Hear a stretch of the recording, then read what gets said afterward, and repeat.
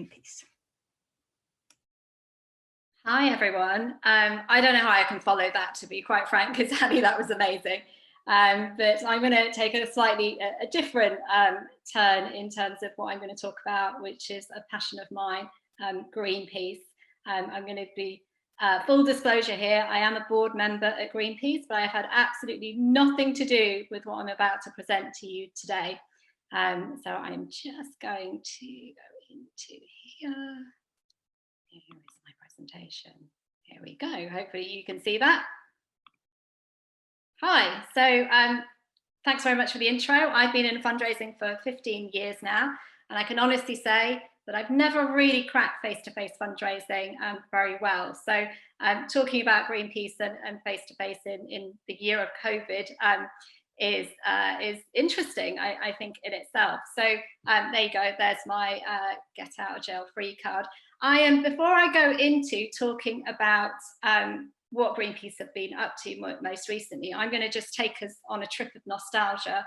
I'm kind of assuming that most of you were around in the 90s, but perhaps some of you were born then. But the 90s was brilliant. I was a teenager. Lots of incredible things happened, like the Spice Girls. Fashion involved cycling shorts, which actually came back again.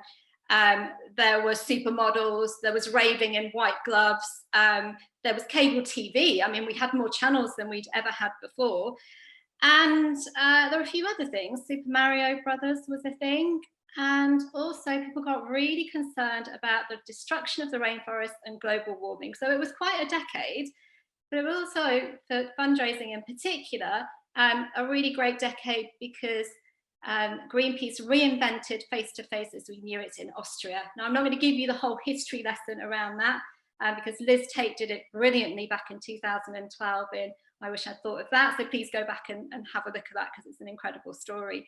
But basically, they reinvented something. And I think for Greenpeace in particular, they have a really complex cause. It needs a rich conversation. And this was a great way for them to bring in regular givers in particular.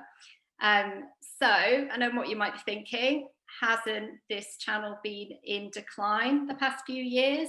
And can anyone actually make it work? Well, I think what I will present to you today will hopefully show to you when you put supporter experience at the heart of your campaign that you can get really great results and innovate and continue to innovate. So let's fast forward to 2020. So in effect, the thing that Greenpeace do really well, which is face-to-face fundraising, is pretty much forbidden. Face-to-face out. Other thing that they do brilliantly is festivals. They would have been at 90 festivals this year in particular. Also, afraid not, no festivals, including Glastonbury for Greenpeace. And in terms of other things that were happening in 2020, you all know very well, social distancing became a thing.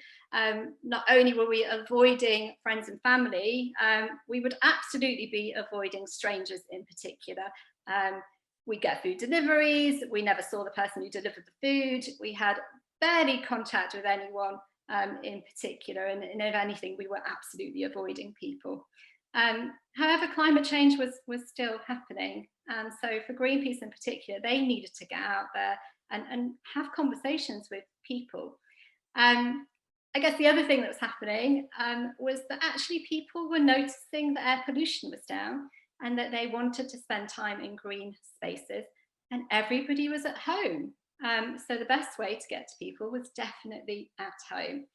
So this brilliant door-to-door campaign tried to overcome quite a few barriers that were in the place of having those conversations that they were so good at doing in particular. So definitely green spaces. Barrier number one. So who wanted to have somebody knocking on their door that they didn't know, unannounced, that wasn't a parcel delivery from Amazon or your food delivery or Deliveroo? Hardly anyone, to be quite frank. So how did Greenpeace overcome this? Well, they decided that during this door-to-door campaign that they would do a door drop in the neighbourhood of where they would be visiting. This door drop included a really nice letter that said, we're going to be visiting your neighbourhood to talk to you about climate change and some of the work we're doing around that. And here's how we're going to make sure that it's going to be a safe experience for you. But not only that, they included an opt-out that was very clear. So very, very cute. Who doesn't like a cute animal? There was a sticker of an orangutan included in the door drop. And if you didn't want to have somebody knocking at your door, like number 58 here, you could stick that on your door and they would not call at your house. In effect, it was an opt-out, but actually it wasn't a complete opt-out, because there was a second call to action included, which was, if you'd still like to talk to us, here's a Zoom chat, let us know if you want to have a conversation with us. So they were providing another way that people who were feeling vulnerable but actually wanted to have that conversation were able to do that. Barrier number 2 coming up. So somebody's going to turn up your door. How are you going to know that they're a safe distance apart from you? Well, what Greenpeace decided to do, really simple, effective innovation, was to have a mat that they would roll out in front of you, so that when you opened your door, this would happen. Yeah, cuteness, right? Definitely cuteness alert going on here. So they were faced with the cutest orangutan you've ever seen, and this continued from their campaign from the year before. So really continuing that story around palm oil in particular. And I know that that was a campaign that had been up for this last year, so hopefully lots of you would have seen that. So this measured 1.5 meters, so safe distance away. But I also think what it did do was have a conversation starter. So immediately there was something to engage in and to have a conversation. Really, really simple. And the results, I mean, I'm going to show you in a moment what the results look like. But I just think sometimes it's some of the simplest of ideas, and what they were really thinking about was, how can we make sure that the experience that the supporter has when we turn up on the door is the best that it possibly can be. So did it work? So this chart shows up until March 2020, I like a chart, I'm a direct marketer, so yeah, always have to have charts. How many sign-ups per hour the fundraisers were bringing in. Obviously it dropped off a cliff because they weren't able to do anything for 3 months.